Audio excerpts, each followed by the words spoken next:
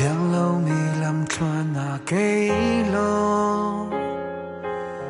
đốt na ruộng y tuar in na khe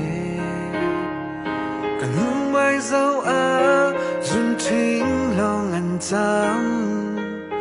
các cơ khâu na mô hin thì lê ngà băng lên đi chán kha mi kha min ăn diam khâu lâu đốt na căn bê căn mũ chan như khí căn trên lòng a đang nấu chung giá ra tiêm in đốt na căn phai theo mình sẽ tu chu rằng mang ăn rồi đốt na về tu ta lung nô la har câu về lê bia ca khát dòng cần tiêm lâu nàng cần đốt na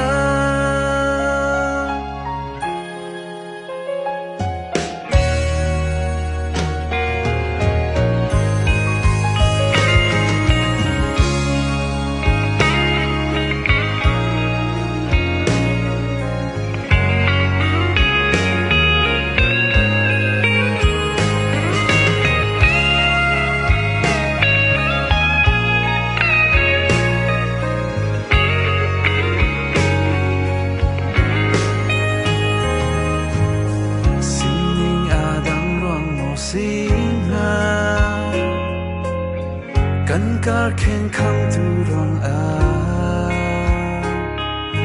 โดดหน้ากันเปกันมูชันอีกทีกันที่ไม่ดังจังนู้จุนจงรักษาเดียวเองโดดหน้ากันพายเทวมันเสตุจุจันมังอันฟัง